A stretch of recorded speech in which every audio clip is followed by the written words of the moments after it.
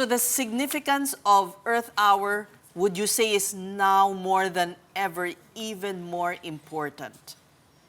Yes, I think it's even more important now and relevant. We've been holding Earth Hour for 20, this is our 20th celebration, and we can see that throughout the years, while we keep on telling people that energy resiliency is important for all of us, it seems that we've not yet gone to that point that we're resilient from the shocks that, especially from external forces. So I think Earth R provides us with a sense that we can still have the power within our hands, no, for the demand that we put pressure on in terms of energy in our system. So, well, it's we can say a golden opportunity perhaps to communicate really the need to be more conscious on our usage of energy. Definitely, says I mean, we've always said for Earth R that as we're saying that let's switch on good habits for the Earth. Part of that good habits is really looking at our energy consumption and our energy use. Where are the resources that we take for in terms of energy? And it's not just energy. We'd like to think that we use Earth R also for other environmental challenges that we face in terms of, for example, how do we use water and conserve water? How do we also look at waste and the consumption of waste and how we produce it?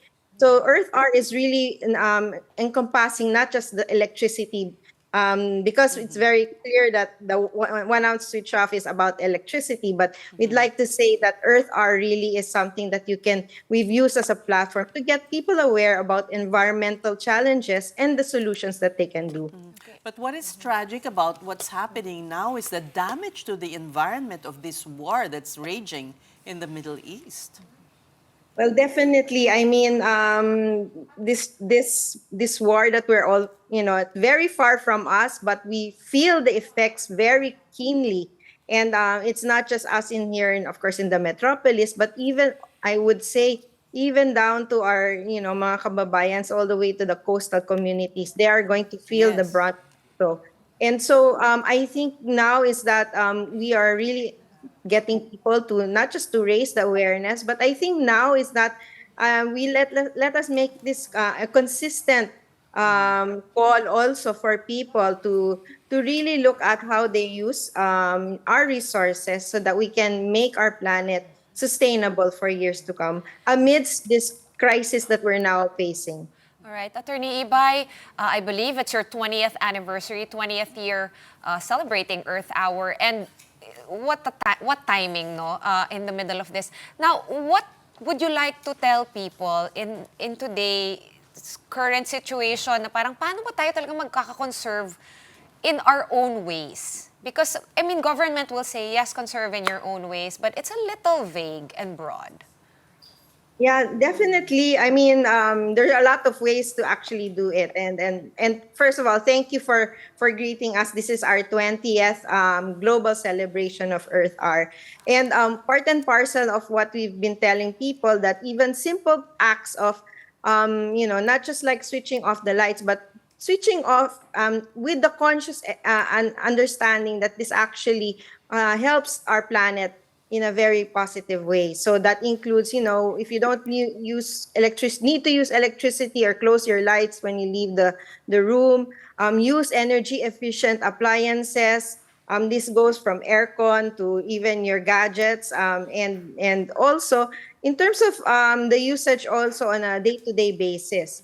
We're going into the summer months, so we always tell people conserve the use of water. Rethink also how you use it, and maybe reuse and reduce, recycle. That's the classic way, and which can be done in our own households. We also tell people to also check for your leaks as well as your pipes at home, because you never know, you're actually draining yourself from not just water but also the amount of money that comes out from your pocket for paying our bills. So there are many ways by which people can conserve, and there are tips that we have on our website, and also I'm sure there are other also in organizations that have those. But I think the important thing is we should be doing this on a consistent basis, on a daily basis. That's why we're telling people, let's make this a habit, and a habit that will not be removed for years to come. But what are your thoughts, attorney, as well, on the possibility of a crisis involving the lack of supply when it comes to power? I mean, how real is that threat given the situation that we are in right now? Well, if you read the reports given by government, the threat is quite real. But we've been always promoting our government, even years before, that the energy transition that we should be doing should have been done years ago. Yes. So definitely, I mean, we've been promoting renewable energy, which we as the Philippines is very much blessed with. We should have been doing all the infrastructure that's needed for it, and also developing it to its full potential. Of course, the government will always say that we have, in fact, they have a target of 35% share of renewable in the power mix by 2030, going up to around 50% by 2040. But that should have been done years ago. And we feel that we do have already the infrastructure ready. That I think we just need to really further, the government really needs to further push for this development of renewable energy. And that will, in fact, cushion, if not, protect us from further external shocks in the price of fossil fuel, especially coal, oil, and gas.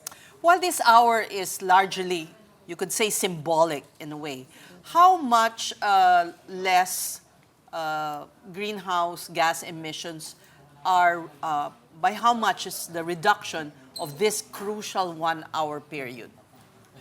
Well, if we look at just last year, says no, the report that DOE provided us, the load drop, they call it the load drop, that 1 hour that we asked people to switch off their lights.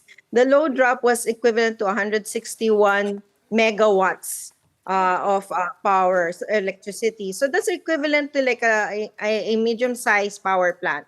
So that was just for 1 hour. And that was only when we asked people to just switch off their non-essential lights and appliances. So you can just imagine, no, if we do a Yeah. conservation on a very regular basis, how much can be saved, and the demand and the pressure on our grid will be lessened. And then if you couple that with renewable energy, then I think that will be a powerful formula for the government should be looking into and doing, yeah, in years to come. Yeah, I wish there was more of a communication campaign by the government. For instance, like what you said, a simple act of one multiplied by a million is already very significant. Yeah, I think well, the government, in fairness to them, they have had energy efficiency conservation campaigns. In fact, they coined the fact that EC, which is energy conservation, easy way of life. That's one of their campaigns previously, in previous years. But yeah, it hasn't also been consistent. And if in fact you look at the law was only passed in 2019. But they've been doing the campaign since the early 80s. So it really is something that has not been a priority for government. And I think now people are also seeing that really we should be doing this. So I hope it really gains traction. And with Earth Hour, we've been trying to use this as a platform to also help government gain that traction as well. And now that we're here, we hope it's helping. Actually, now we're learning more because we're being forced to do it because of the price, the issue of the Very price true. and supply. Yeah, it's really a mindset, and it's really behavioral change. And we know and I think you also know that behavioral change takes a while. Unfortunately, sometimes it takes a crisis like now for us to really think what are Yeah. we doing, how we can move forward in a positive way. So anything specific happening on Saturday apart from of course this call to shut off between 8:30 and 9:30 p.m. tomorrow, March 28th? Are you having like other events or any Yeah, initiatives? Mhm. so since it's our 20th celebration, we do have what we call underground switch off event with our host city in Pasig City at the Arcovia. grounds, and we know that there are several local governments and also establishments who are still celebrating Earth Hour, and we're very grateful for their support, as well as the continued support of the media like you for letting us reach many more people about Earth Hour. We do have that happening tomorrow, and we also have a youth fair that will start at 4 o'clock, and the main program starts at 7. But also, tomorrow we start what we call an Earth Hour virtual run. So people can actually go to Pinoy Fitness app, which is our partner, and if they want to join the virtual run, it starts on tomorrow, moving going until April 30. So if you want to get healthy as well while also saving our planet, that's one way to do it.